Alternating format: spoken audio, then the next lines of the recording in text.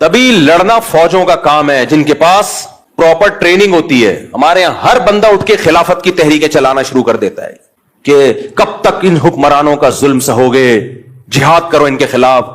मेरा भी एक क्लिप चल रहा है जिसमें मैं कह रहा हूं कि अगर पाकिस्तान में हालात खराब हुए ना, हमें दुनिया में कोई पनाह नहीं देगा। हमने तो बहुत लोगों को पनाह दी है, हमें कोई नहीं देगा। इसलिए हुक्मरानों को बुरा भला कहना छोड़ दो। और आगे मैंने वजाहत किया, बुरा भला कहने का मतलब मुसल्लह बगावत, जायज तनकीद करो, ये मैंने कहा है। लेकिन मेरा क्लिप लोग अधूरा चला रहे हैं। लो, मुफ्ती साहब कह रहे हैं हुक्मरानों को बुरा भला भी नहीं कह सकते, जो मर्जी करते रहें। ये मैंने नहीं कहा। जायज तनकीद 100 दफा करो, धरने भी दो, कंटेनर ला के रखो, अपने मुतालबात पूरे करवाओ। अगर नहीं करवाने होते, मैं अदालती खुला के खिलाफ इतना क्यों चीखता। मेरा मकसद है मुसल्लह तहरीक की तरफ मत जाओ। बम धमाके, मार धाड़, ये काम किया तो मुल्क में लाशें बिछेंगी, रिजल्ट कुछ भी नहीं निकलेगा। गजा से ज्यादा हालात खराब हो जाएंगे हमारे मुल्क के, क्योंकि ये जो बैठ के बातें कर रहे हैं ना इस्लामी खिलाफत की, इनके पास बातों के सिवा कुछ भी नहीं है। खिलाफत का लफ्ज इन्होंने बदनाम कर दिया है। हर 4 दिन में कोई उठता है कि पाकिस्तान में खिलाफत का निजाम लेके आऊं। तेरे पास कौन सा मैकेनिज्म है, तेरे पास क्या स्ट्रेटेजी है, पहले क्या करेगा, उसके बाद क्या करेगा, फिर लड़ेगा कैसे? क्योंकि इसीलिए तो आपको फौज से लड़ना पड़ेगा, इस्लामाबाद पे कब्जा करना पड़ेगा। क्या कैसे करेगा? कोई जवाब नहीं है। यूनिवर्सिटियों के लड़कों को और तलबा को एक अंधेरी गली में बंद कर दिया। फिर होता क्या है, एजेंसी वाले इनको उठाते हैं, फिर ये मिसिंग पर्सन बनते हैं। और ये जितने लीडर खिलाफत के नाम पे ये दंदनाते घूम रहे होते हैं, इनको कुछ भी नहीं होता। एजेंसियां इनको कुछ नहीं कहती। एजेंसियां कहती हैं इनकी दावत पे जितने लोग आ रहे हैं ना, उनको खड्डे लाइन लगाते जाओ, इनकी चमड़ियां उधेड़ी जाती हैं, कोई पूछने वाला। तो ऐसे जितने भी स्कॉलर्स हैं ना यूनिवर्सिटियों में आजकल, ये बहुत इस तरह के स्कॉलर्स आ रहे हैं कि देखो ये मौलवी निजाम के खिलाफ नहीं खड़े होते। निजाम के खिलाफ खड़े होने का मतलब क्या है? मतलब पहले वाजे करो, क्या मतलब खड़े होने का मतलब? अगर तुम ये कह रहे हो तोपे गने लेके निकल जाएं, ये निजाम के खिलाफ हम नहीं खड़े होंगे भाई, इससे नुकसान होगा, मुल्क में अनारकी फैलेगी, मुल्क के टुकड़े होंगे और गैर मुस्लिम ताकतों के हाथ में यह कंट्री चला जाएगा, इससे बदतर हालात हो जाएंगे। और अगर निजाम के खिलाफ का मतलब ही कि एहतजाज करो, मीडिया पे धरने देके 100 दफा करो, किसने मना किया भाई? किसने मना किया है? बांग्लादेश वालों ने किया ना एहतजाज, कामयाब हुए वो, तो किसने मना किया आपको एहतजाज करने? यहां तो बात खिलाफत से शुरू हो रही है। और खलीफा कौन होगा आज तक नहीं डिफाइन कर पाए ये लोग।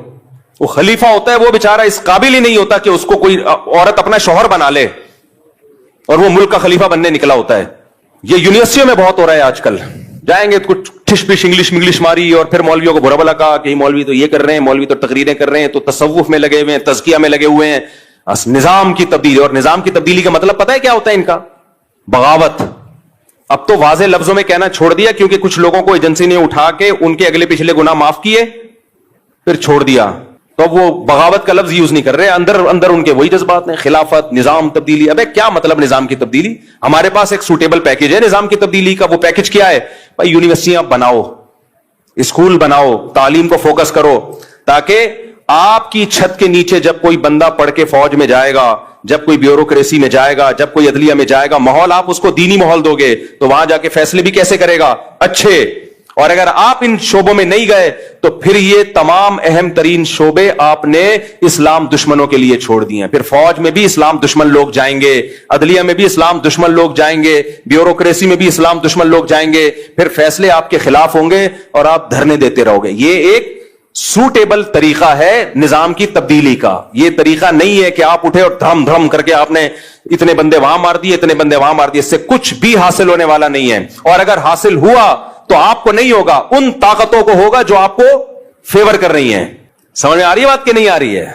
उन ताकतों को फायदा होगा इससे। और वैसे भी मैं बार बार कह रहा हूं, पाकिस्तान में हालात खराब हुए ना, मुझे और आपको कोई पड़ोसी मुल्क ठिकाना नहीं देगा। हमने ठिकाना दिया, वो नहीं देंगे हमें।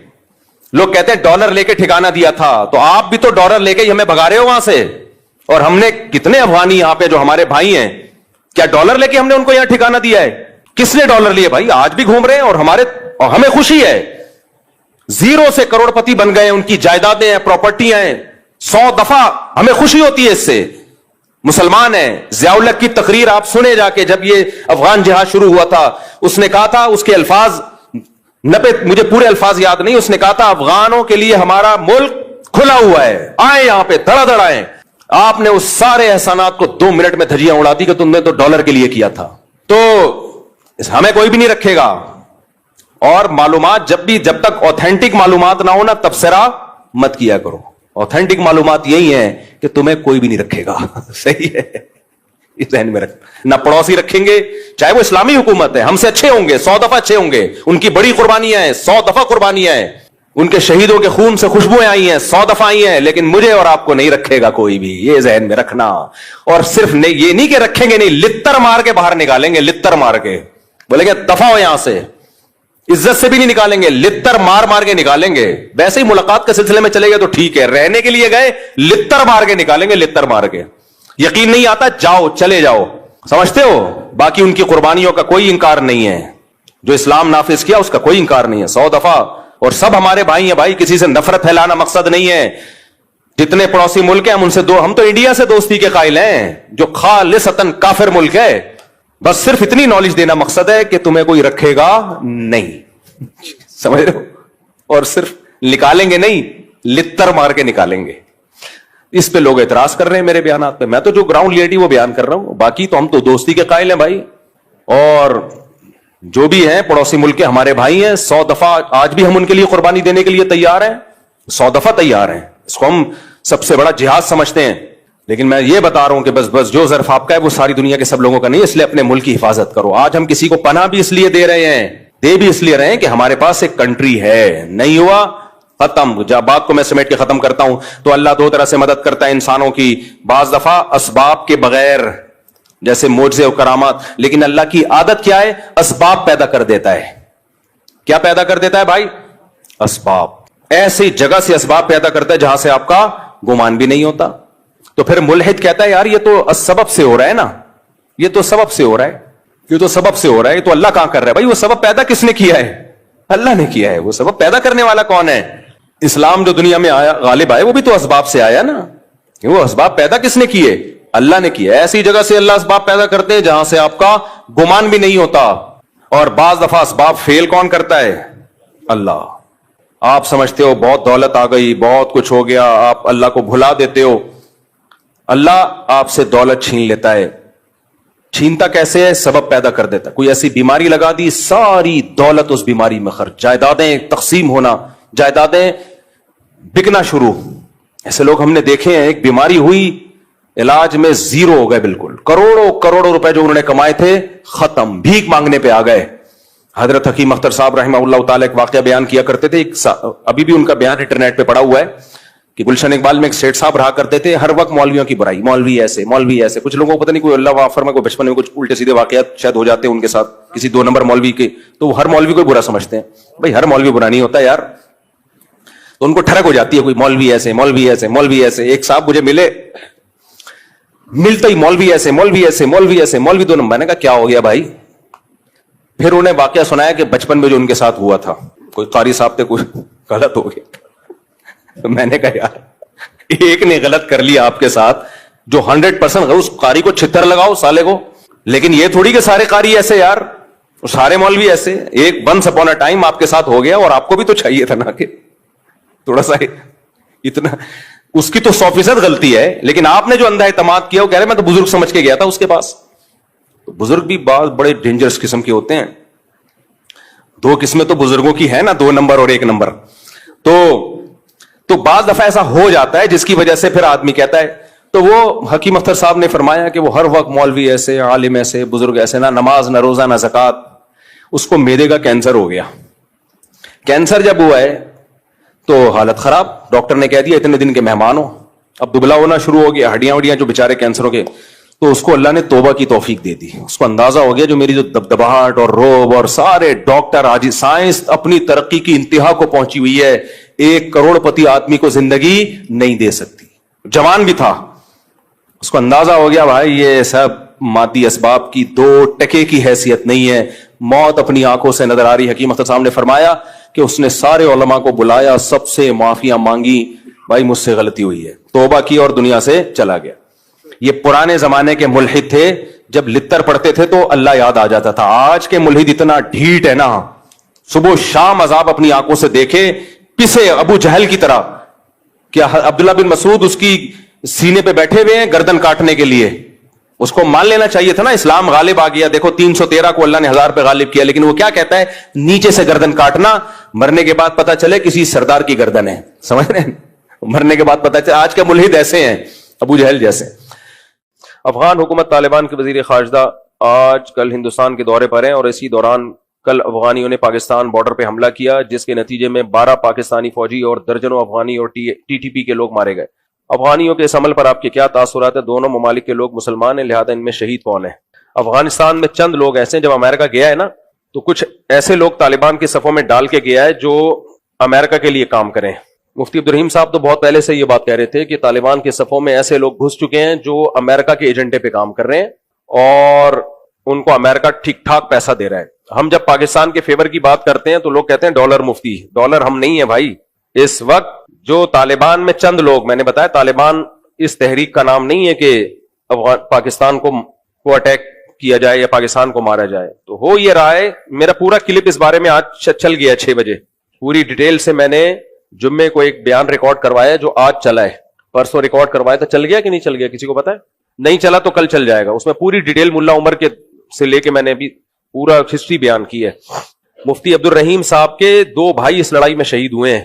جب اگر انہوں نے جہاز سے یوٹن لیا ہوتا نا, پہلے ایک بھائی شہید ہوا, اس کی جنازہ ہم نے خود پڑھا ہے, پھر دوسرے کو بھیجا وہ بھی شہید ہوا, پھر باقیوں کو بھیجا وہ نہیں ہوئے شہید, باقی 2 شہید ہو گئے. اس لیے مفتی عبدالرحیم صاحب جتنے اس معاملے میں افغانستان کے ساتھ اور افغان طالبان کے ساتھ مخلص ہیں, لیکن مفتی عبدالرحیم صاحب کی شروع سے یہ دعوت تھی کہ افغانستان کی سرزمین کسی دوسرے ملک کے خلاف استعمال نہیں ہونی چاہیے, نہ امریکہ کے خلاف نہ کسی اور ملک کے خلاف, کیونکہ اس سے کیا ہوگا, وہ دوسرے ملک پھر اٹیک کریں گے, پھر آپ جنگ میں آ جاؤ گے, تو سکون سے کب بیٹھو گے آپ؟ تو اب وہی ہوا ہے. پہلے ملا عمر کے دور میں افغانستان کی سرزمین استعمال ہوئی مختلف ملکوں کے خلاف. ملا عمر نہیں چاہتے تھے کہ استعمال ہو, لیکن ہوئی. اس کا نتیجہ کیا نکلا, نیٹو کی افواج نے مل کے افغانستان کا بیڑا غرق کر دیا. اب دوبارہ وہاں حکومت قائم ہوئی ہے, تو بھائی آرام سے بیٹھو. اب امریکہ پھر ان کو پش کر رہا ہے پیسے دے دے کے کہ پاکستان پہ اٹیک کرو. بھائی انڈیا نے آپ کو اندر گھس کے مارا ہے, اس کو تو آپ کچھ نہیں کہہ رہے. رشیا نے آپ سے کئی سال لڑائی کی ہے, لاکھوں افغانی شہید کر دیے, ان کو کچھ نہیں کہہ رہے. پھر پاکستان کیا کر رہا ہے, اب افغانیوں کے لیے بھی مسائل کھڑے کر دیے ہیں, ورنہ افغانی یہاں سکون سے رہ رہے تھے نا, ہزاروں نہیں لاکھوں افغانی, لیگل بھی ان لیگل بھی. ہوا کیا ہے کہ جب وہاں سے خارجیوں کے اٹیک ہونا شروع ہوئے, وہ ظاہر اٹیک افغانی لوگ کر رہے تھے, تو پھر پاکستان نے یہاں سے افغانیوں کو نکالنا شروع کر دیا. تو یہ افغانی بھی مصیبت میں آئے, اور دوبارہ 2 اسلامی ملک آپس میں لڑ پڑے ہیں.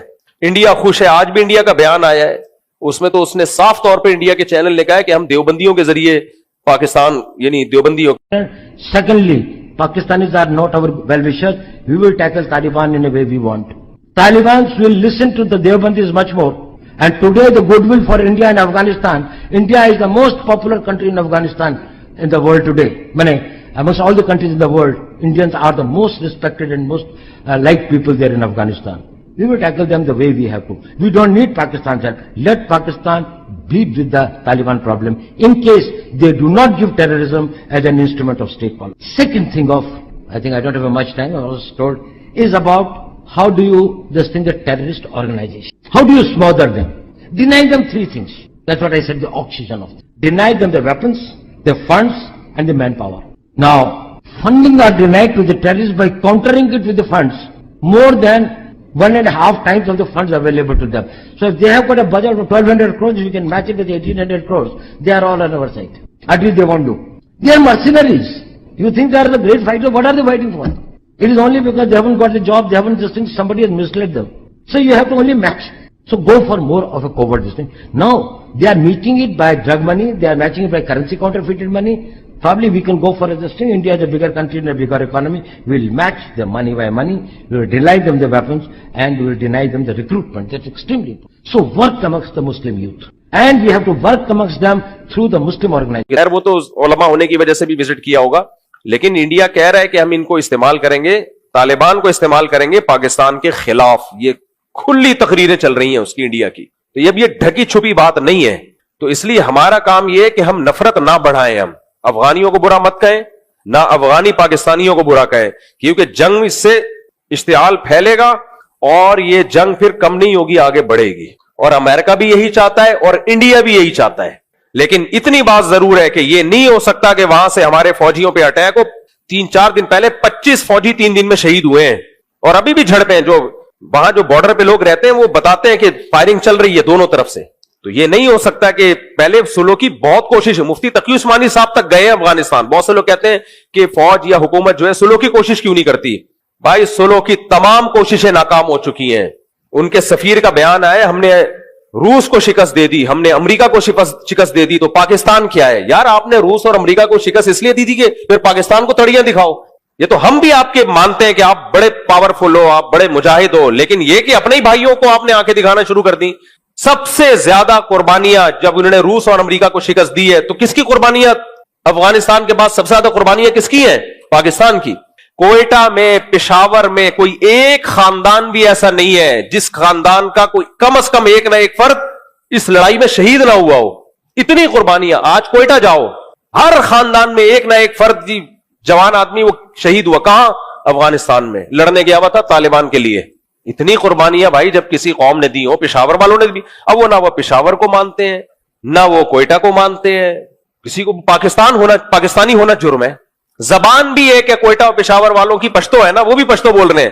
زبان بھی ایک ہے لیکن پاکستانی ہے تو کہہ رہے ہیں جاؤ ایسی کی تیسی. اتنا بغض کس نے بھر دیا بھائی تمہارے دلوں میں؟ کیا ہو گیا تمہیں؟ دماغ خراب ہو گیا تمہارا یار. میں پھر بتاؤں سب ایسے نہیں ہیں, لیکن چند لوگ ہیں اور وہ چند ہی با اختیار ہیں. با اختیار کیسے ہیں یہ بھی بتا دوں. جس کے پاس دولت ہوتی ہے نا, اختیارات اس کے پاس ہوتے ہیں. امریکہ انہی لوگوں کو ڈالر دے رہا ہے جو پاکستان کے خلاف استعمال ہوں گے. اور افغانستان اکنامکلی بہت کمزور ہو چکا ہے. یہ ہمارے کچھ مولوی بیچارے سادہ ہیں, وہ کہہ رہے ہوتے ہیں کہ نہیں بڑا اسٹرانگ, صرف ایمانداری سے ملک اکنامکلی ترقی نہیں کرتے, اس کے لیے کچھ کرنا بھی پڑتا ہے. امپورٹ ایکسپورٹ پر تو پابندی لگی ہوئی ہے. جب تک ایکسپورٹ نہیں ہوگی ملک میں پیسہ کہاں سے آئے گا؟ ڈالر کہاں سے آئے گا؟ تو ابھی ڈالر ان کے پاس اسی طرح آ رہا ہے. امریکہ دے رہا ہے اور کہہ رہا ہے مارو گے پاکستانی فوج کو تو میں دوں گا. اب اس فوج کو لوگ ڈالر فوج کہہ رہے ہیں. اتنی منفیت ہے یار اپنے خلاف, اپنے ملک کے خلاف اتنی منفیت ٹھیک نہیں ہے. تو یہاں جتنے افغانی ہمارے بھائی ہیں, ہم چاہتے ہیں یہیں رہیں, نہ جائیں, لیکن ہم یہ چاہتے ہیں کہ افغانستان پاکستان کے درمیان سلو ہو. لیکن اگر یہ سلو نہیں ہوتی تو بھائی پھر ہم اینٹ کا جواب کس سے دیں گے؟ پتھر سے دیں گے. یہ نہیں ہو سکتا کہ ہمارے فوجی مرتے رہیں اور ہماری عوام بھی دھماکوں میں مرتی رہے اور ہماری فوج آرام سے بیٹھے. پھر ہم نے کس کا ساتھ دینا ہے؟ فوج کا ساتھ دینا. کچھ صحافی ابھی بھی ایسے منفی باتیں کر رہے ہیں اوٹ پٹانگ قسم کی. ایک آدمی نے, ایک دوست کو میں نے بھیجا کہ یار یہ دیکھو کیا ہو رہا ہے. اس نے کہا یہ ہمارے فوجی کے کرتوت ہیں. کوئی منہ سے کبھی بھی اچھی بات نہیں نکالنا. تو کرتوت ہے تو ٹھیک ہے پھر مار کھاؤ. کرتوت ہے, کیا مطلب کرتوت ہے؟ کہہ رہے افغانیوں کو رکھا کیوں تھا؟ تو بھائی ایک پڑوسی ملک ہے, اس کو پناہ دی. برا کام کیا اچھا کام کیا؟ اچھا کام کیا. نہ رکھتے تو پوری دنیا میں بدنام ہوتے. یار تمہارے پڑوس میں لڑائی ہو رہی ہے, تم ان کو رکھ نہیں رہے. تو لیکن اب یہ غلط ہو رہا ہے, بالکل غلط ہو رہا ہے. اب تو کھل کے آ گیا. انڈیا دورہ ہوا ہے, اس کے بعد ایمبولینسیں بھی انڈیا نے دی ہیں. کسی نے بڑا اچھا کمنٹس کیا کہ انڈیا نے ایمبولینسیں دے دی ہیں کہ ابھی جیسے ہمارے پائلٹ گرے تھے نا, اب جو تم پاکستان سے لڑو گے وہ بھی مارے گا تمہیں. تو افغانی ہمارے بھائی ہیں, طالبان بھی ہمارے بھائی ہیں. ہم نہیں چاہتے کوئی لڑے پاکستان سے. ہمارے لوگوں نے بڑی قربانیاں دی ہیں. کچھ چیزیں on the record off the record ہوتی ہیں, کچھ میڈیا پہ بتائی نہیں جا سکتی. کبھی اکیلے میں چھاؤں خوشبو لگا کے آؤ گے تو میں بتاؤں گا کیا کیا لوگوں نے قربانیاں دی ہیں یہاں سے, کن کن شہداء کی لاشیں لوگوں نے اٹھائی ہیں, کتنے علماء شہید ہوئے, کراچی کے کتنے نوجوان شہید ہوئے ہیں. کیا ان کو ڈالر مل رہے تھے وہاں؟ شہادت پہ کیا ملتا ہے یار کسی کو؟ پنجاب کی کتنے نوجوان کٹ گئے وہاں پہ.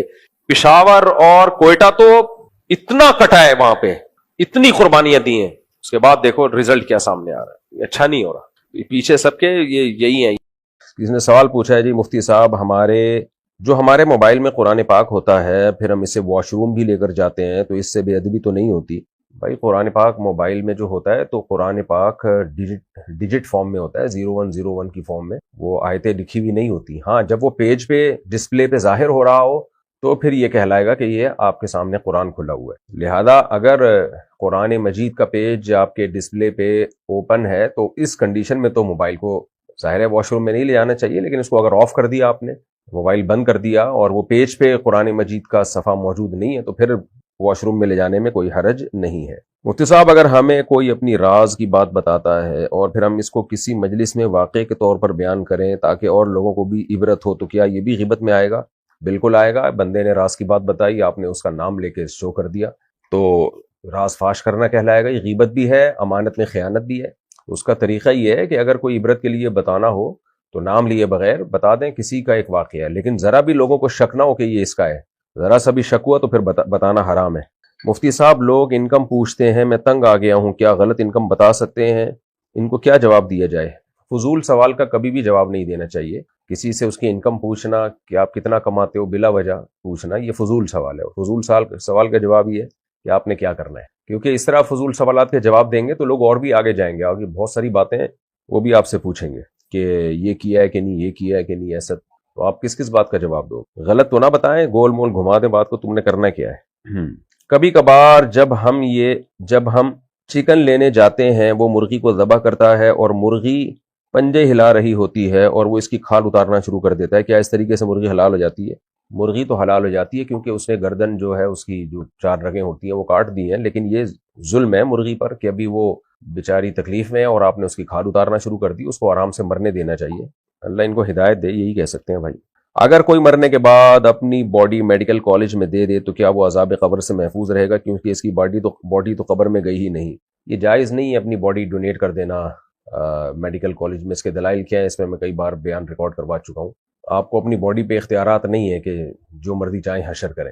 باقی عذاب قبر کا تعلق جو ہے آپ کی صرف باڈی سے نہیں ہے, آپ کی روح سے ہے. جیسے ہم مر جاتے ہیں نا تو باڈی تو ہماری آرام سے پڑی ہوئی ہوتی ہے, لیکن جو عالم خواب میں ہم پر حالات گزر رہے ہوتے ہیں تو وہ یہ جو جسمانی جو دنیا میں جو ہمیں باڈی جس کنڈیشن میں نظر آ رہی ہوتی ہے اس پہ وہ آثار نظر نہیں آ رہے ہوتے. لہذا یہ جو قبر کے عذاب کا عقیدہ ہے اس کی علماء ہمیشہ سے یہی وضاحت کرتے آ رہے ہیں دوسرے دلائل کی روشنی میں, وہ بھی قرآن و سنتی سے دلائل ثابت ہیں کہ قبر سے مراد صرف یہ مٹی کی قبر نہیں ہے, مردہ جس کنڈیشن میں بھی ہوگا وہی اس کے لیے قبر ہے. جیسے قوم نوح کے بارے میں آتا ہے اغرقوا فادخلوا نارا, اللہ فرماتے ہیں نوح علیہ السلام کی قوم کو غرق کیا گیا, فادخلوا نارا, اور آگ میں داخل کر دیا گیا. اب ادھر پانی میں مر رہے ہیں اور داخل آگ میں ہو رہے ہیں, تو سوال یہی پیدا ہوتا ہے کہ پانی اور آگ کا تو اجتماع ہو نہیں سکتا. تو بھائی ہو سکتا ہے اس دنیا میں نہیں, لیکن برزخی دنیا میں ہو سکتا ہے.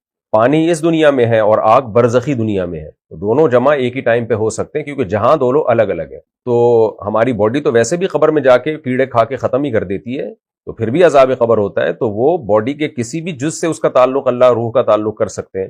تو ہمیں ان باریکیوں میں جانے کی ضرورت نہیں ہے. ہمیں صرف یہ بتایا گیا ہے کہ موت کے بعد انسان تکلیف بھی محسوس کرتا ہے اور خوشی اور راحت بھی محسوس کرتا ہے. اب وہ کیسے کرتا ہے اس کی حقیقت اللہ ہی جانتا ہے. تو باڈی کو جلا دیں آپ اور باڈی کو سمندر میں ڈال دیں, باڈی کو دفنا دیں, کیڑے کھا کے ختم کر دیں, کچھ بھی ہو, لیکن جب یہاں سے اس جہاں میں ہم منتقل ہوتے ہیں تو ہماری روح کو یہ سب چیزیں محسوس ہوتی ہیں. شوہر نے اپنی بیوی کو ایک کام کے بارے میں کہا کہ اگر یہ کام کرو گی تو تمہیں 3 طلاقیں. پھر کچھ عرصے کے بعد شوہر نے اس کام کی اجازت دے دی. تو اب اگر بیوی وہ کام کرے گی تو طلاق ہوگی یا نہیں ہوگی؟ ہو جائے گی, کیونکہ کلام میں شوہر نے یہ نہیں کہا تھا کہ میری اجازت کے بغیر یہ کام کیا. اگر شوہر یہ لفظ کہتا ہے کہ میری اجازت کے بغیر اگر تم نے یہ کام کیا تو طلاقیں, تو پھر اجازت دینے کے بعد وہ کام کرنے سے طلاق نہیں ہوتی. لیکن شوہر نے ایسے کوئی ورڈ استعمال نہیں کیا, تو اس لیے وہ کام کرے گی تو 3 طلاقیں واقع ہو جائیں گی. کیا صدقے کے پیسوں سے مدرسے کے بچوں کو کتاب دلا سکتے ہیں؟ صدقے کا پیسہ کسی بھی خیر کے کام میں استعمال ہو سکتا ہے, حتیٰ کہ مسجد کی تعمیر میں بھی, کسی بھی ضرورت مند کو کوئی بھی خیر کا کام ہونا اس میں یوز ہو سکتا ہے. ہاں زکوٰۃ اور فطرانہ اس کے اصول سخت ہیں. زکوٰۃ غریب ہی کو دی جائے گی اور غریب کو مالک بنانا ضروری ہے. صدقہ فطر غریب کو دیا جائے گا, غریب کو مالک بنانا ضروری ہے. باقی عام صدقات و خیرات کسی بھی خیر کے کام میں لگ سکتے ہیں. بچوں کو کتاب بھی دلا سکتے ہیں. مفتی صاحب میرے والد نے 4 دفعہ 4 مہینے لگائے ہیں, اس کے باوجود ایک نماز نہیں پڑھتے. ہاں میں نے تو دیکھا ہے روزے کے بعد لوگ پکے نمازی بن جاتے ہیں. رات کو 2-3 بجے گھر آتے ہیں, صبح 12 بجے تک سوتے ہیں. مجھے ان سے بہت نفرت ہے, میں نے ان سے بات کرنا چھوڑ دی ہے. مجھے آپ کے اس عمل سے بہت نفرت ہے. والد کے حقوق, چاہے وہ نماز پڑھیں یا نہ پڑھیں, رات کو 2 بجے گھر آئیں اور صبح 1 بجے سو کے اٹھیں, یہ آپ کا ہیڈک نہیں ہے. آپ کو ان سے نفرت کی اجازت نہیں ہے. آپ اپنے حقوق ادا کریں اور ابا کو اللہ پہ چھوڑ دیں, ان کے لیے دعا مانگیں. باقی اتنا فنٹر بننے کی کوشش نہ کریں کہ آپ ابا کے ابا بن جائیں. آپ تو ٹھیک ہے, یہ غلط کر رہے ہیں والد صاحب, یہ ان کی روٹین ٹھیک نہیں ہے اور نماز چھوڑنا ٹھیک نہیں ہے. لیکن آپ پر تو احسانات ہیں نا ان کے. آپ نہ بھی احسانات ہو, باپ تو ہے نا آپ کے. شریعت میں صرف احسانات کی بیس پہ رشتہ نہیں ہوتا, بلڈ ریلیشن کو اللہ نے سب سے زیادہ ویلیو دی ہے. باپ نے آپ کے لیے کچھ بھی نہ کیا ہو پھر بھی آپ پر لازم ہے اس کا احترام کریں. آپ ابراہیم علیہ السلام کے والد نے تو قتل کی دھمکیاں دی تھی اور شرک کرتے تھے اور بت پرستی کرتے تھے. آپ کے والد یہ سب تو نہیں کر رہے نا, اور بلکہ ابراہیم علیہ السلام کو مجبور کرتے تھے بت پرستی پہ. ان سب کے باوجود ابراہیم علیہ السلام نے کہا سلام علیک, آپ پر سلامتی. اور کیا کہا ابراہیم علیہ السلام نے, استغفر لک ربی, اور یا ابتی, میرے پیارے ابا, اس طرح کہہ کے خطاب کیا ہے. تو ابا جو بھی کر رہے ہوں آپ پر لازم ہے کہ آپ ان کے حقوق ادا کریں اور ان کے لیے دعا کریں. بس نصیحت بھی چھوڑ دیں, کیونکہ آپ نصیحت کریں گے اور مسئلہ خراب ہوگا. اچھا, मुफ्ती साहब, मर्द 2 रंग वाली कमीज पहन सकता है या इसके कपड़ों का रंग एक ही होना चाहिए? पहन सकता है भाई, लेकिन अजीब सा लगेगा। मर्द 2 रंग वाले कपड़े पहनेगा तो अजीब सा लगेगा, बाकी पहन सकता है। मुफ्ती साहब, मेटल की अंगूठी पहनकर नमाज पढ़ना जायज होगी या नहीं? मर्द के लिए किसी किस्म की अंगूठी जायज नहीं है, धात की अंगूठी, तो मेटल की अंगूठी जायज नहीं है सिवाय चांदी के बस। और औरत सोने और चांदी की अंगूठी पहन सकती है बस, और जेवर किसी भी धात का पहना जा सकता है। मैंने एक मुस्तहिक फैमिली के लिए, मर्द के लिए नहीं औरत के लिए, मैंने एक मुस्तहिक फैमिली के लिए बहुत से लोगों से पैसे जमा किए, तो अब वो पैसे इस मुस्तहिक फैमिली के अलावा भी किसी को दे सकती हूँ? नहीं, जिसका नाम लेकर पैसे जमा किए हैं उसी को दिए जा सकते। अगर वो मुस्तहिक नहीं है तो फिर देने वालों की इजाजत से किसी और को दे दे। मुफ्ती साहब, मेरी शादीशुदा नंद है, हर वक्त मेरे घर में रहती है, अपने घर नहीं जाती है, मैं बहुत टेंशन में रहती हूँ, क्या करूँ? शादीशुदा नंद क्यों नहीं जा रही है आपके घर में, क्यों पड़ गई? आके अपने शौहर से बोलो कि कुछ करो, इसको निकालो यहाँ से। शादीशुदा नंदें जब घर में आके रहती हैं, बहुत बड़ी, मैं तसव्वुर कर सकता हूँ कि औरतों के लिए कितनी तकलीफ का जरिया होती है चीज़ें। तो अपने शौहर को बताएं और अपने भाइयों को भी बताएं कि वो आपके शौहर से बात करें कि नंद को घर से किस तरीके से रुखसत किया जाए। और अगर नंद के ससुराल में कोई मामलात हैं तो चेक करें, वहाँ भी कोई शादीशुदा नंद होगी जो आके रह रही होगी, तो उसको पहले वहाँ से भगवाएं। यानी आपकी नंद जो आपके घर में आई हुई है, उसकी वजह यह है कि आपकी नंद की नंद उसके घर में आई हुई होगी, और आप जब ये तहकीक करेंगी ना, तो वो नंद की नंद उसके घर में आई हुई होगी, जिसकी वजह से वो इसके घर में आई हुई होगी। तो ये सिलसिला जाके बहुत दूर तक पहुंचेगा, क्योंकि ज्यादातर मसाइल जब ही होते हैं जब नंद घर में आके पड़ जाती है। बार अपने हस्बैंड को समझाएं आप मोहब्बत से, और अपने भाइयों को, वालिद को बताएं कि ये टेंशन चल रही है, ताकि नंद को बाइज्जत तरीके से उसके अपने घर भेजा जा सके, और फिर वो अपनी नंद को बाइज्जत तरीके से अपने शौहर के घर, और ये नंदों का सिलसिला 6-7 पुश्तों तक तो चलेगा मेरा ख्याल है। हम हिंदुओं के साथ कंपनी में काम करते हैं, वो हमें दिवाली पे बुलाते हैं, जाना जायज़ है या नहीं? जायज़ नहीं है, किसी की मजहबी रस्म में शिरकत जायज़ नहीं है। नॉर्मली उनके इवेंट में आप जाएं अगर बेहयाई ना हो, लेकिन मजहबी रस्म में शिरकत नहीं कर सकते। अगर कोई आपके साथ ज्यादती करे, जुल्म करे, अलबत्ता उसको जो है ना आराम से मना कर दें, नफरत से मना ना करें, कोई बहाना कर दें कि मुझे